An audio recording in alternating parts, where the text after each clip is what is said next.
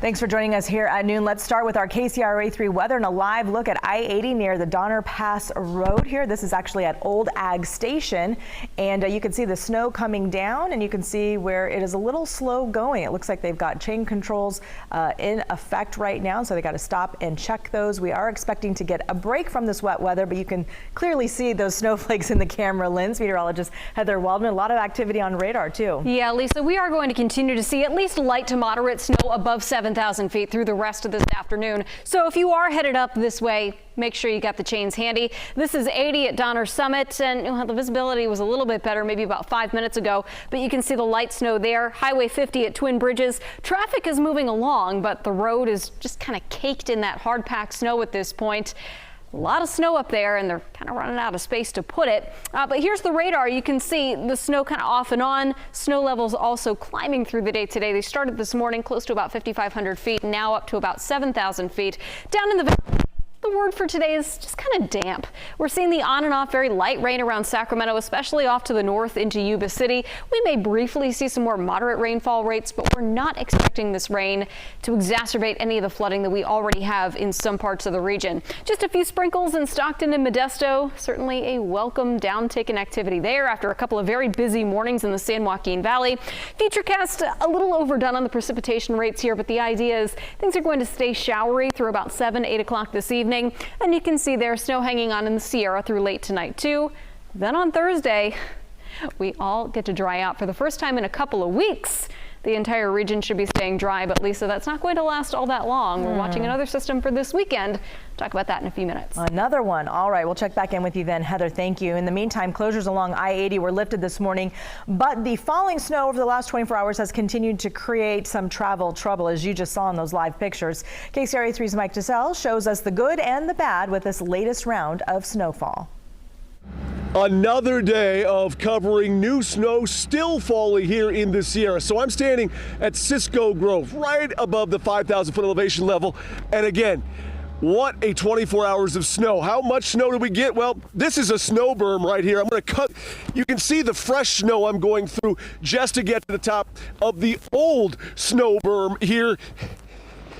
This is up above the no parking sign here. So yeah, snow continues to pile up here in the Sierra. The good news is that early this morning, the interstate opened up to both trucks and cars with chain controls, but up over Donner Summit.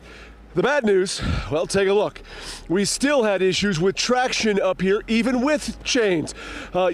Multiple cars trying to get off the interstate encountered side roads or parking lots that still had not yet been plowed, and that created issues for some cars and even big rigs who spun their tires.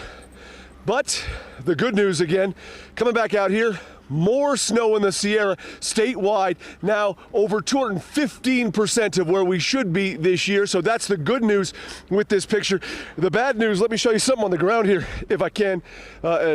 I want to show you what the issue is with the traction, and that is that yesterday when we were up here, it was wet snow, and that means that even right now, the temperature cold enough that that's not pavement, that's ice. That's what they call black ice, and that's what's underneath the new layer of snow and why so many cars can't get traction up here. So even though Interstate 80 is open with chain controls getting over Donner Summit, still got to take it careful and safe, because traction can be an issue even with chains. In fact, go right here, and that cab, he's got chains on his back tires, and yet he's been slipping and sliding trying to get out of that spot all morning long. In the Sierra, where we continue to see snowflakes falling, at Cisco Grove, above 5,000 feet elevation. Mike DeSalle, KCRA 3 News. Wow, all right. It looks like, as Mike said, that truck was even having trouble with the chains. In the meantime, flooding concerns triggered an evacuation order for part of the Newman area of Stanislaus County. This order is in effect for people who live east of River Road and west of the San Joaquin River. This is south of Crow's Landing Road. Some neighborhoods west of River Road are under an evacuation warning. So warning means that you're being asked to just be ready, get your stuff together, get your to-go box together, and be ready to leave at a moment's notice just in case. It's just a warning right now. President Biden is reaching out to Governor Gavin Newsom to offer support in the wake of the recent storms we've had. The president is said to have left a voicemail for Governor Newsom, who tweeted a thank you to the Biden administration for, quote, swift action and continued support as Californians faced a downstorm after storm. And Californians stay vigilant and listen to local and state authorities. More storms are on the way. End of quote from the governor. Now, this all comes after President Biden approved an emergency declaration for the state last weekend. In the meantime, lawmaker Kevin Kiley spoke on the House floor about the California storms. He's calling for improvements to help with floods, while also saying water storage needs some improvement in our state. We have done little to build the storage capacity that is needed to stabilize our water supply. That's why I'm co-sponsoring the Water for California Act to expand our storage capacity. We must also strengthen our flood defenses to be better prepared for extreme weather events in the future. That proposal looks at advancing surface water infrastructure projects and providing other funding within the Sacramento and San Joaquin River Delta. Kiley has also said he's in contact with FEMA when it comes to getting federal help for the state. Transitioning now to our coverage of the impact from these storms. Utility crews are still working to restore power to thousands of customers right now. Many of these people have been without power since last Saturday night, and you are looking live right now at the statewide outage map. We have seen a big drop in those without power compared to yesterday and today, so there are some improvements there. And you can see the customers without power is now at 6,200. Sacramento County needs help from the public in assessing storm damage that they're seeing out there. They're asking everyone who had their property damaged to report it to them online. That will help them see where a local assistance center needs to be established. That center will help support residents and businesses with the recovery and repair work. If you just go to the county's website, again, the Sacramento County website, to find out how to report the damage to homes or businesses, be aware that this is not the same as a report for insurance. This is very different. They just need your help in determining where there is damage. It's saccounty.gov.